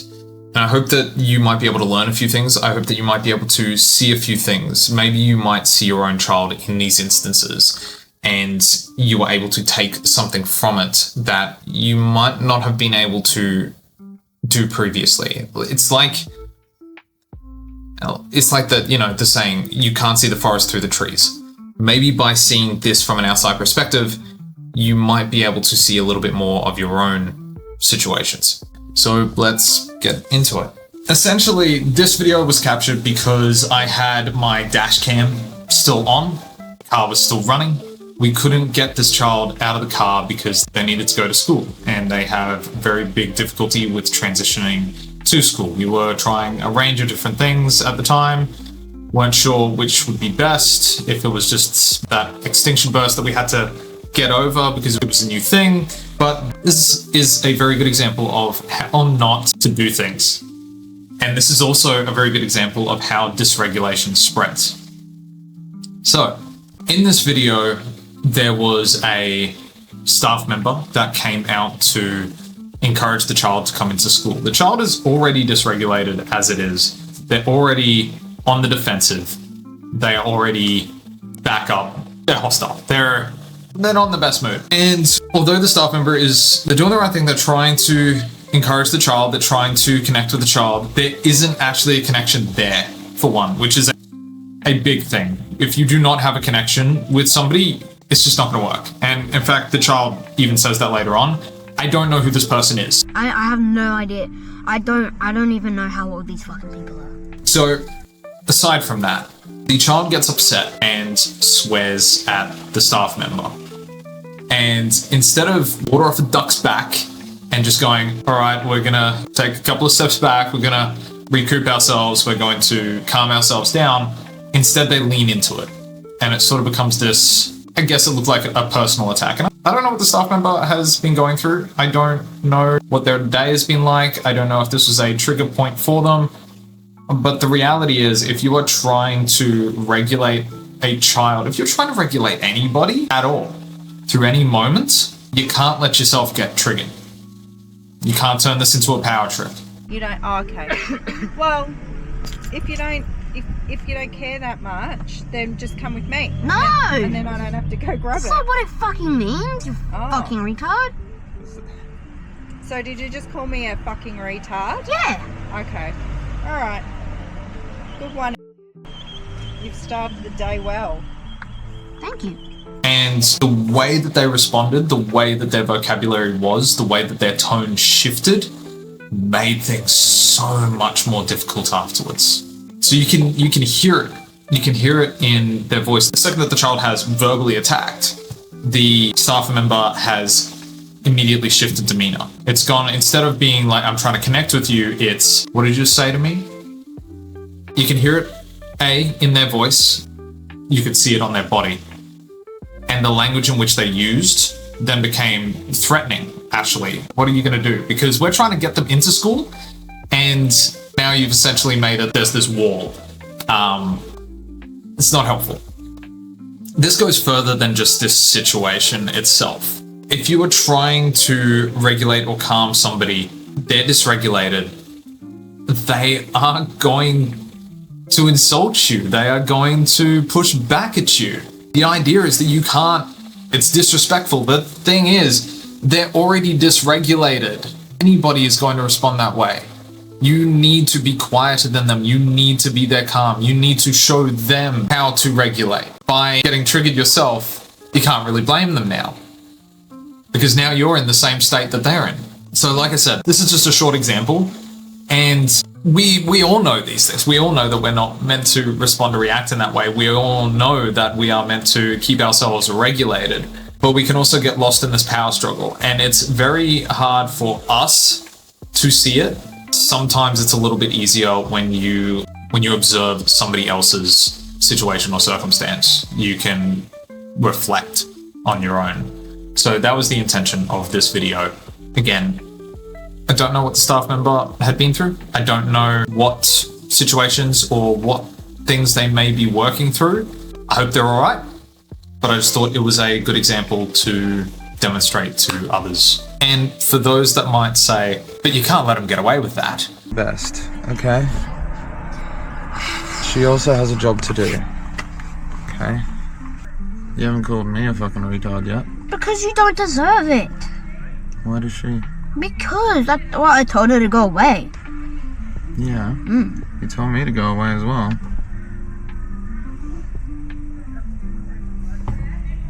You're different. And then she's gonna become storming out here. It's like, why'd you say to my stuff? It's like, shut the fuck up. I mean, I'd still back her up on that. Do you know why? Because she's still got to protect those that, you know, are with her and under her. She's asked her to do a job, and she got insulted for it. Insult everybody. I insult everybody. I know, but that's still not the point. Like, literally, about everybody I've insulted. I know, but that's still not the point. We worked it out. We calmed everybody down, and we got them into school. So you don't have to go for this power trip. There are other ways to do it. I used the term extinction burst a little bit earlier. An extinction burst is something that is often used to explain that difficulty getting over that hump. The most difficult point is getting over that hump before you get down into smooth sailing. It's the most difficult point. It's the peak. It's the one where you have the most trouble. It does fall into that whole lines of exposure therapy, and in some instances, exposure therapy doesn't work. In many other cases, it does. Exposure therapy can sometimes be very daunting and scary because it's exposing something to someone that they are not comfortable with. So of course you're always going to have that pushback. But exposure therapy can be very good, especially in things that they need in order to live. But what I really want to focus on is not trying to get somebody to do exposure therapy, but that gradual exposure and how we do it. The term that you do not grow while you are comfortable. Like, if you're in your comfort zone, there is no room for growth. I'd also like to add that we grow when we feel comfortable. And that might mean that you have to help them in reducing the fears and the triggers. You take those gradual baby steps to build up to it. I have one kid at the moment that I'm so incredibly proud of. Not even 10 months ago, they were terrified to go anywhere near a go-kart.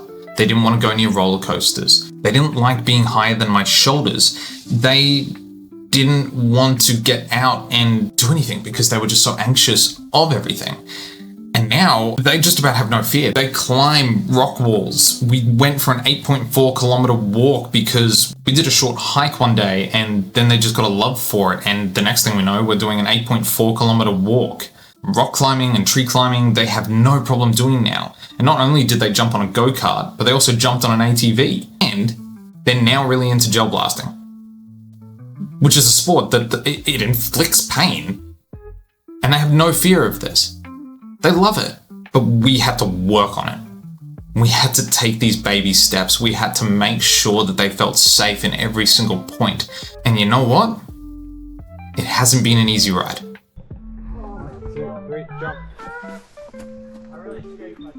One particular strategy, which arguably isn't really a strategy, but it is the absolute number one combative for PDA, anxiety, ODD, all of those things. It is the number one. Are you ready for it? It's connection. People ask me this all the time because I will have a troubled kid that seems to have all of these problems in all of these different areas, and I literally never encounter it. And the reason being is because they don't see me as an authority. They see me as somebody that understands them, somebody that gets them, somebody that helps and works with them, not against them. We get into the same pattern of life and we forget that we need to actually spend time with our kids, that we need to actually connect with them. We need to do things with them. We can't just exist in life. We can't just have them as roommates in our house as we go about our separate lives. It doesn't work like that. All too often, I'll ask parents, so what do you guys do together? What do you share together? And they haven't got an answer. They have no connection, nothing that they share. And I get some parents that go, oh, well, they don't share my interests. Great, well, go and share theirs. Go and do something that they want to do, not something that you want to do. You need to enter their world. You're not trying to pull them out of their safety of their world and into your own. There are so many ways that we can connect. There are really simple things. There are things that might take a bit more effort. playing video games with them is a way to connect. If you can have that connection, they're on your team, you are on their team. It's no longer this them versus you versus me versus that doesn't happen. I got asked once, worked with a kid that had a lot of school refusal. They did not want to walk into the school grounds because they just had a lot of anxiety over the spotlight on them. They'd been gone for so long that they didn't want to do it because they didn't know how other people would react. And I finally got them to go into the school with me, and we sat down, we had a meeting with people.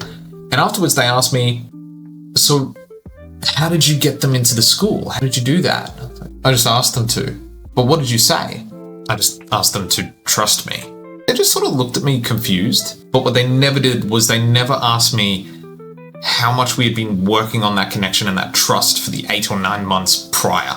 Something else that comes with the connection is something that a lot of people forget. When somebody is having a hard time and somebody is struggling to work something out for themselves, we forget to ask how we can help. We forget to ask questions. We forget to connect. We get so wrapped up into our own frustrations of they're not doing this and we have our own things to do that we just snap. We don't ask them why they're struggling. We don't ask them what's wrong and how we can help. Here's a great little example, because for so long, this particular behavior, I'm sure, gets seen as a PDA moment, that classical demand avoidance. I don't like being told what to do. But you ask a couple more questions and it's not that at all. Do you remember what the question was originally? No. Fair enough. Okay, so, do you remember when you were talking about the fact of like, oh, you would be fine going somewhere, but if you go there and they're basically telling you how to do it, you don't want to do it? Yeah, it sucks. Like, I just like to do my own thing. Yeah, it's just boring when they tell you what to do, and yeah. Okay, so it's not that they're telling you what to do that's the problem, it's the fact that it's incredibly boring. Yeah, pretty much. Yeah. So if let's say we went to, you don't want to go to the firing range, do you? I do. Oh, you do now? Okay. Did you not want to go because you thought it was just going to be a case of you get told what to do the entire time? Yeah. And you're just going to be bored? Yeah, pretty much. Yeah. No, that makes a lot of sense. Yep, that was pretty much it. That was literally the question that I had to ask, because people will listen to you rather than listening just to me. Yeah. Fair enough. And so there you have it. It has nothing to do with being told what to do. It's the fact that it's incredibly boring. There are studies that show that those with ADHD that suffer from chronic understimulation have brain inflammation, increased sensitivity, and pain from boredom. They are quite literally allergic to boredom. If you did not ask these questions, you never would get to the root of the problem. Too many people focus on the reaction without ever trying to solve the trigger. If you focus on the reaction, you're never going to solve the trigger. Don't I tell you what to do? You're better at it. And she's like very hands-on. Like, I don't like it. How is she hands-on that I'm not? Because I'll always go like, hey, like we have to go, or something like that. Or Yeah, I'll because or I'll take your hand and we'll go, or I'll... Because What's the difference? I know you. Okay, so it's the connection. Mm-hmm. The connection that I have with a lot of anxious or very independent kids is the one of trust, and the one of the fact that I'm not there to be against them. Your relationship matters in anxiety.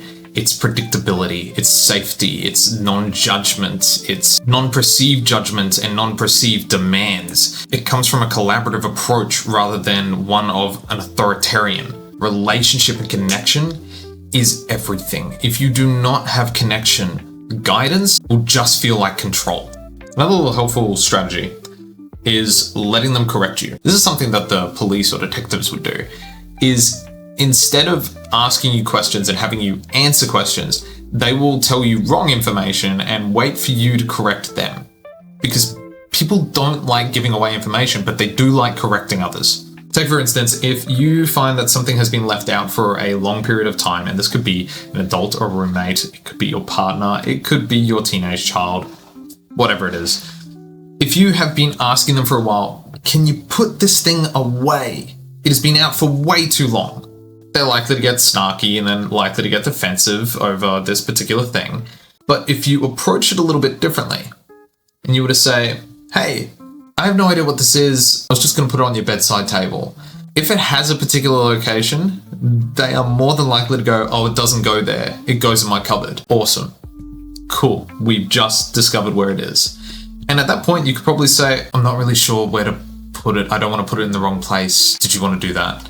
It's no longer this perceived threat or judgment. They're correcting you, and you don't want to make a mistake, so they're in control. They just told you where it goes. They don't want you to be putting it in the wrong place because they have control over where that goes. You can use this little strategy in playful ways. It's often in like kindergarten or preschool age where you might find their hat and you go, hey, you're not wearing your hat. I don't want to wear my hat. Do you know how to wear your hat? Does it go on your feet? Does it go in the cupboard with the glasses? Like, no. Oh, where does it go then? That sort of playful thing.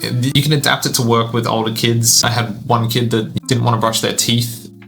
They didn't want to brush their teeth because they didn't want to go to school. So that was their demand avoidance. That was their anxiety. It was about the brushing teeth meant that it was the last step before getting ready for school, and they were trying to delay that. So when it came to the brushing teeth, it's, oh, well, I guess I'll have to brush your teeth for you. All right, so I get the toothpaste and does it go in your mouth? And then I sort of pretend to go, no. Oh, it doesn't. How do I do it then? And then, of course, they take over because you're just being silly. You don't know how to do it. Yep, absolutely. I'm weaponizing my own incompetence so that you get the task done that I know that you are fully capable of doing. So how do we go about phrasing things? If you remember, we were talking earlier about certain trigger words or trigger sounds for myself. Trigger words being ways that you phrase things that can end up inducing a emotional reaction. The same thing goes for the way that we approach a scenario. A good example of this would be instead of asking them to get changed, you leave their clothes out on their bed for them. So it's their idea. They go and put their clothes on because they want to, not because they're told to. Leaving their clothes out on the bed is seen as a much more indirect communication. It can also be used for things such as compliments. A lot of those that have trouble with anxiety often don't really know how to respond emotionally to compliments. And that spotlight can be an emotional trigger. You might have a child yourself that does not like compliments.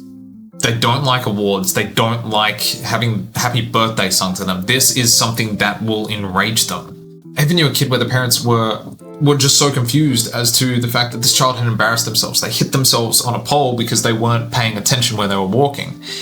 And in an attempt to try and help them, the child snapped at them. And it's because there's spotlight. They don't know how to react. They've just bumped their head. It's a lot of adrenaline and emotions, and you've got a real bad cocktail for not a good time. The spotlight on a person isn't always something that people want. So how do you have these conversations without a spotlight, without talking to them directly? Well, compliments you can do by third party. You can tell other people about their accomplishments, the things that you want them to hear, and you say it loud enough that they hear it. You say it indirectly. You say it on the phone to their aunt, to their grandmother, to their father, whatever. It is a brilliant way to get that message across without it ever actually being directly on them. And I actually have a video that demonstrates that indirect approach where I was talking through a scenario that happened the night before. I'm not going to give all the details. If you want to go over that video and watch it in full, you are fully welcome to. It's on all of my social media profiles and handles. Just have to find it. But what I did was I used something else to be our main focus. And that was the fact that we were downloading and installing video games onto these handhelds because we were going to play them later. And whilst we're doing that, I'm talking about what happened the night before. And I'm talking about it in between these things. And I actually use it so that if I felt that there was a emotional push, that it was starting to become uncomfortable for them, I would immediately put my attention back towards the gaming console. And I'd go like, oh, why isn't this installing? Is yours connecting? Is yours doing that? and then once it had calmed down a bit, I'd reapproach it again. Luckily in that circumstance, that never really needed to happen, but it demonstrates how we use that indirect approach to still talk about the things that are important. Another indirect approach could be you just place food in front of them. You don't tell them to eat, you don't ask them, do you want food? You just make some food, just put it down, it's right there. It's, say nothing, just leave the food there. Just see if it gets, somebody takes something from it. It happens quite often, especially with kids that go like, oh, I'm not hungry, or oh, I'm not eating. They tend to if you just put it down in front of them. And one of the last ones, let's talk about PACE. Ever heard of it? PACE. It's a plan and methodology used for comm systems, but they found it could be applied anywhere. Nursing, engineering, parachute infiltrations. If you've seen that movie, it's not that PACE. We reuse acronyms a lot. So PACE was developed by Dan Hughes more than 20 years ago as part of an attachment-focused family therapy. It stands for playfulness, acceptance, curiosity, and empathy. It primarily covers just about everything that we've been talking about, but it just sort of boils it down into something a little bit easier for our brains to follow. It's a way of communicating with a child. It creates safety and communication. Its entire model is based on how the caregivers relate to young children. Playfulness is about creating that light, atmosphere, that there's no pressure on it. It's a friendly interaction. It's not always about being silly or forcing fun. It's about trying to keep that connection without judgment. It's about using your tone and your presence, about being that we're together. We are fighting through this together. Acceptance is the unconditional acceptance of a child's internal world, being that their feelings, their motives, their urges, while we might not always understand it, or we might not always be too fond of it, it's about accepting the fact that this is who they are, these are their struggles, these are the things that they are going through, and we still need to support them through it. It's to help reduce that shame, that guilt, and the need to be defensive. The curiosity is wondering with them, to try and get to the bottom of what's going on, to try and understand how we can help and what's behind the behaviour. It's not about judgment, it's not about correction, it's about exploring how we can get around this, how we can improve, how we can get through a difficult moment together. And then empathy. Really connecting with their feelings. This is for anybody in anything. If you want to feel safe, you need to have somebody that you feel understands you. Somebody that gets what you're saying. It's one of the best ways to diffuse a situation ever is to agree with someone. You don't always have to agree with absolutely everything, but so long as you can connect over a particular thing, you have a better chance of de-escalating the scenario, because this communication, this big boil up, is because they're not getting their communication. They cannot communicate what they want to across. If they feel heard, they don't have to have this big blow up. That's everybody. If you don't feel as though you're being heard, what do? People often get louder. They start to yell, they start to scream, they start to try and force their point across, and that's the thing that pushes us back away. And when somebody gets louder and escalates, the other person gets louder and escalates because they don't think they're being heard, and it just keeps going back and forth and back and forth. There are times when I have to go and do something, or I have to go to the shops, or we have to turn off a game when they're not quite finished. And instead of going, well, that's the way it is, you just have to put up with it. No. That's not connection. That's just laying down the law, this authoritative, this is what's happening. The way that you would want to approach this, I understand, I get it, I'm so sorry, maybe we can make up for it later on. Were you winning? I'm really sorry, I wish I didn't have to pull you away. I get that. Maybe even use a social story or two. I really hated when my mother used to drag me out to the shops after school. I was exhausted, I didn't want to do it. And it really sucks being on the other end of this, because I know that you don't want to go either. But we've run out of food, and then we won't have anything for dinner, and then you'll be upset because we won't have dinner, and then I won't have whatever. Using pace reduces that perceived threat. It's the empathy, the acceptance. Because pace empathizes and uses acceptance, the child doesn't feel judged or under pressure for their internal state. It's to lower the anxiety so that the demands don't feel as dangerous. There's not so much riding on that demand. The expectations aren't as great as they were before. If a child feels controlled or loses autonomy, then digs in to avoid it completely, using the playfulness, it offers choices and helps them maintain sense of connection and autonomy. Humor, it uses laughing, it uses that connection. Instead of do this now, using a playful tone or presenting two choices allows the child to feel control over their environment. I regularly have to use a lot of play just in things like getting the kids' teeth brushed. Stuck. You're stuck. You're stuck. Is this why you can't brush your teeth? Yes, it is. Okay, let me just see if I can help you. Do you think you can unstuck yourself without my help? All right, I'll help again. You can't be unstuck. Oh, you just unstuck yourself. Just checking you still have feeling in other extremities. I do. You do? I do. You do? I do. You do? I do.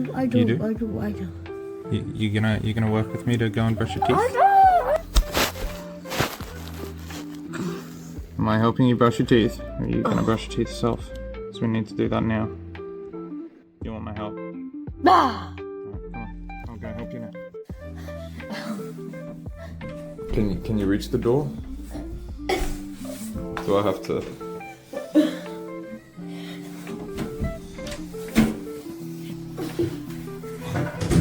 When they get defensive or they shut down, instead of driving it home and getting frustrated and trying to force action out of our children, we need to move to curiosity and try and work out, why is this so difficult for them? Why can't they get over this? What is happening for them internally that we are not experiencing and we aren't seeing?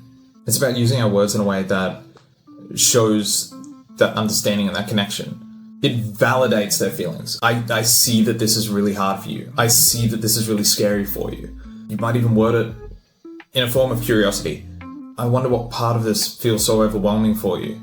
You can still use these things to set boundaries on what is happening. This goes back to my little cheat sheet where I have that we're not moving off the subject, but we are going to use these strategies to get to the end of that. You gotta meet me somewhere, mate. What? I gotta what?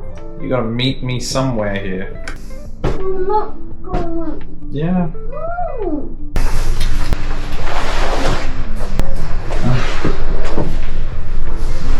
I understand that you're feeling anxious and we're going to have to do this together. I know you can't do this just yet, but we will find a way. We will find a way that makes this easier for you. Whatever's going on. I'm sorry I haven't worked it out yet. And you know what the reality is? Sometimes it doesn't always work, and that's fine. These strategies don't always work, and it is perfectly okay to repair that connection after the conflict. Now I'm going to go over 3 case studies, and I want you to really think about all the things that we have been talking about and see what you come up with in your mind. So a 13-year-old presenting with autism and ADHD, they are asked to close their suitcase a total of 4 times due to the possibility that the cats in the house urinating on objects such as open suitcases, especially if they have a different smell. And so this is becoming increasingly frustrating. The child is told one last time to close it, and the child swears that they have closed it, despite the fact that you are staring at it clearly open. They walk in, they find it open, and they argue that they don't know how it got opened again. You know that if this was in their house, they would have been blaming their brothers. If the frustration rose, if the cats had urinated in there, the emotions would have run even higher, and the child would have blamed others. It would have gone from this, it would have turned into this huge moment. Now, many people would rush to the idea that this is demand avoidance. You've asked them to close their suitcase, and they go, no. That's what this is about. It's demand avoidance because you asked them to close it and they were avoiding it, and they came up with silly excuses that somebody else must have done it or something like that. Explaining away or deflecting. But this is not demand avoidance. That is dysregulation. We caught it in the middle before it turned into this huge blow up. But this is dysregulation. They are jumping between too many tasks and their attention is not present to where it needs to be. Even their perspective of the situation is skewed because they are not holding the relevant information in their minds. This is like when you put something down, but you're not paying exact attention to it because your mind is elsewhere and that object is gone. You don't even remember putting it down. The working memory is not available. Met with frustration, they turn to emotions, deflecting, embarrassment, anger, you name it, they have it. If we responded poorly to the circumstance or situation, we would have gotten a lot more than we bargained for, and this would have been the hallmark recipe for defiant interaction, the classic ODD recipe. But if we're going back to breaking it down, this was dysregulation causing this. Not PDA, not anxiety, not demand avoidance. It was just basic dysregulation. Here's another case study for you. I experienced this one a lot from ADHD adults, and I have a theory as to why this potentially may be happening in some circumstances. If you ask an ADHD adult to clean something up or put something away, and before you know it, they blow up about it. They try to avoid it, they get upset, they get defensive, but you leave things out. They deflect, they try and shift the blame onto somewhere else or someone else. Now, yes, right here this falls into the demand avoidance category, doesn't it? It has all the hallmarks of increased anxiety and their nervous system saying that they are under attack. But now we have to go back to breaking it down, because the question is, why? What if this was once a child that copped a lot of negative comments about tidying up their belongings or making mess, something that is a very big part of the deficits of ADHD? Something that they have spent their whole life enduring. It could have resulted in some very big blow-ups towards them to the point where they immediately jump into fight or flight. They get defensive to safeguard themselves, unaware really that there isn't actually a threat in the circumstances that are unfolding currently. It's just how they react now.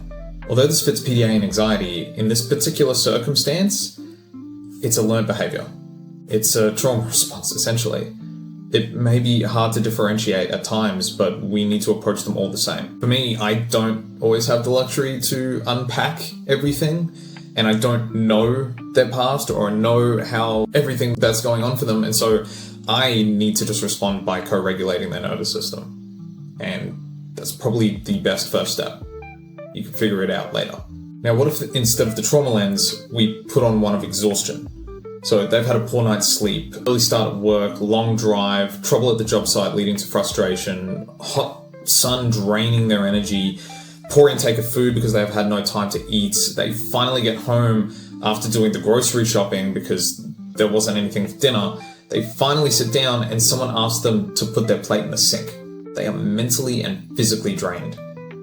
And that became the straw that broke the camel's back. This isn't about the plate. This isn't about being asked to do something. This is just the fact that they have got nothing left. That one more task that they cannot physically do. It's not that they won't, it's that they can't. And so there's another lens. And in that instance, a revision of how their energy is spent throughout the day needs to be looked at. At the end of the day, whether ODD, PDA, wherever it falls and wherever it fits, I really don't think that should be where we stop. I think for a lot of people, they get that diagnosis and then they overwhelm themselves and they latch onto these labels and they stop asking questions. I think instead of focusing on which label applies best to your child, we need to take that step back. We need to start asking more questions. We need to start looking at where is this dysregulation coming from? There is always a reason. It's never just because. If you are not used to spotting the signs, then it can look as though things go from 0 to 100, but things never go from 0 to 100. There are always signs. There is always reasons. There is always a way that we can help and a way that we can work through these things. I hope that by going over this, it hasn't overloaded you, but it's opened up your perspective and your ability to look and explore different avenues for what might be happening within your own child or your own life. I hope that some of these strategies you can take for yourself, you can rinse them off, you can recycle them, and you can apply them to your own circumstances. I hope that I have given you something of value. It was a lot of fun, and I genuinely think that if I was to do this as just a live presentation, I probably wouldn't have been able to articulate and be able to get my point across as well as I have by doing this. In saying that, this has consumed the better half of maybe 2 weeks to prepare. So I hope it's been of value and enjoy.